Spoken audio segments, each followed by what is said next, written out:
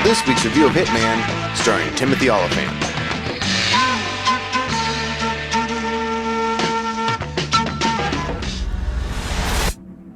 Showtime. There are those who speak of a man bred from the world's deadliest criminals, raised by an exiled brotherhood of the church. His purpose, to rid the world of the evil that infects it.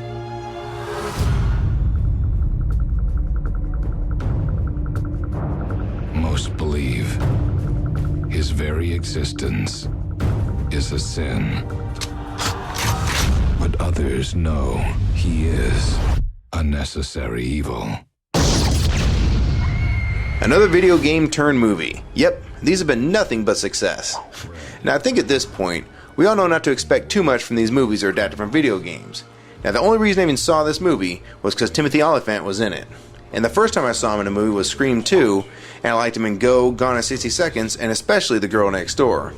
And even recently landed the bad guy role in Die Hard 4. But I'm sure most of you know him from his character Seth from HBO's Deadwood. I thought he was a pretty good choice for this role. Now watching the first few scenes of this movie, it kind of reminded me a little bit of the movie Soldier starring Kurt Russell. It does have some of the same concepts as this one. Now it should come as no surprise that the critics are killing this movie. And they almost always kill a movie like this, but I will have to say that this was not a horrible movie. Now I didn't expect much, to be fair, but I thought it was decent. Nothing great, but definitely not as bad as many video game movies out there. So if you're a fan of the series, or just like action movies in general, this movie should be somewhat entertaining for you. This movie does have its flaws though, and the one thing I could never get over is the fact that he's some unknown mystery assassin, yet he walks around with a head as bald as a cucumber and has a barcode tattooed to the back of his head. Now that's not exactly blending into the crowd like a chameleon. Another thing that was kind of off with this movie was the fact that the silencers on the gun seemed to be malfunctioning. You heard every shot like it was a normal gun.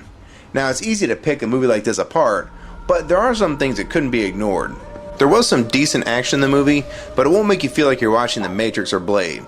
The fight scenes were a little weak, and I thought they could have made them a lot better. Now I was glad they stuck to the R rating for the movie, but it really didn't seem that harsh for an R rating. It felt very close to PG-13, because it wasn't that bad. The ending was sufficient, and it did have some thought to it, and the main two characters did have their moments. And it does seem like they're going to try to make this into a series of movies, but the box office will be the judge of that. Overall, this is a very middle-of-the-road movie that will please some and be completely forgettable to others. Now I thought it was okay, but I will have to say that if you're not a big fan of the game, or unless you really want to see an action movie, I'd probably wait and see this when it comes out on DVD. For my overall rating, I give Hitman 2.5 stars.